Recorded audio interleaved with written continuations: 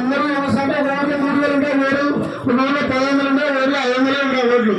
మన వాళ్ళు ఏం చేశారంటే ఇక్కడ చాలా మంది అందరూ నేనే నిలబడాలి, ముందుకు నేనే ఉండాలి, అందరూ నేనే ఓట్లు నేనే సంపాదించాలనే ఉద్దేశంతో వీడు ఒక్కడే తిరుగుతుంటాడు. అట్లేం అవసరం లేదు. ఇప్పుడు మా ఊరు నుంచి ఇక్కడ నుంచి ఇక్కడికి 25 నుంచి 30 మంది దాకా వచ్చారు. ఒక్కొక్కరు మినిమం 40 నుంచి 50 ఓట్లు చాలు. ప్రతి ఒక్కరికి బాధ్యత ఉంటుంది. వాళ్ళు నా మీద బాధ్యత పెట్టాను, వాడు కష్టపడతాడు, ప్రతి ఒక్కరి ఇంటి దగ్గరికి వెళ్తాడు, ప్రతి ఒక్కరి గురించి చెప్తా ఉంటాడు. అట్లా ఒక్కొక్కరు 50 ఓట్లు కూడా సంపాదించాలంటే మనకు చాలు. మనకు ఆటోమేటిక్గా మనం అనుకున్న టార్గెట్ రీచ్ అవుతాం ఖచ్చితంగా.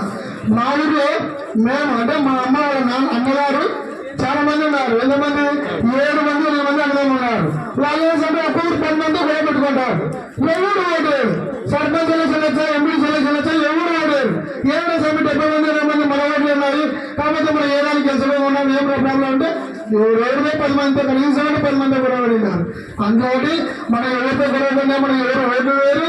మనం ఎంతసేపు ఉన్నా ప్రతి ఒక్కరు టీమ్గా ఫామ్ అయ్యి 30 మంది ఒక్కొక్కరు 50 మంది కానీ 60 మంది కానీ అట్లా ప్రతి ఒక్కరు ఇంటింటి కాడికి వెళ్ళి ప్రతి ఒక్కరు బాగా తీసుకోవాలా.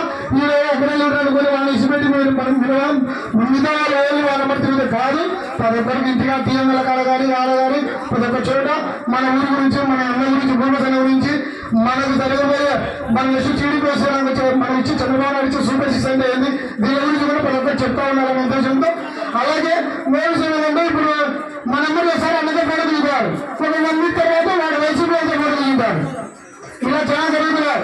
ఎవరైనా వదిలిపోరాగలి, వాడు వైసీపీతో పోటీ దిగుని, వాడు వైసీపీతో తిరిగి మనకు అవసరం లేదు.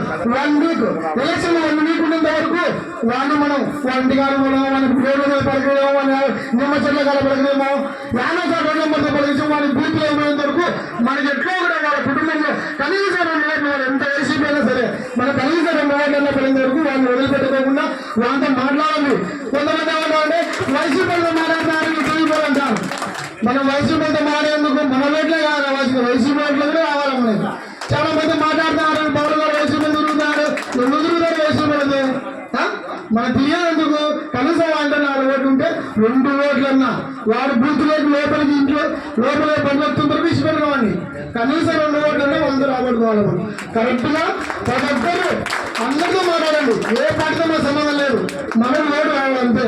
వాళ్ళు 10 మంది ఉంటే మనకు కనీసం 5 ఓట్లనే కావాలి. ఎవరైనా ఎవరంతైనా మాట్లాడండి. దాని గురించి ఆలోచించకండి. చాలా మంది మన గురించి చెప్తుంటారు, వైసీపీ తిరుగుతారు, ఎన్ని మనసులో పెట్టుకోకండి. ఎవరో అందరు మన వాళ్ళు వేసిన ఓటు మనకు గెలిచాం. వైసీపీ కూడా వేయాలి.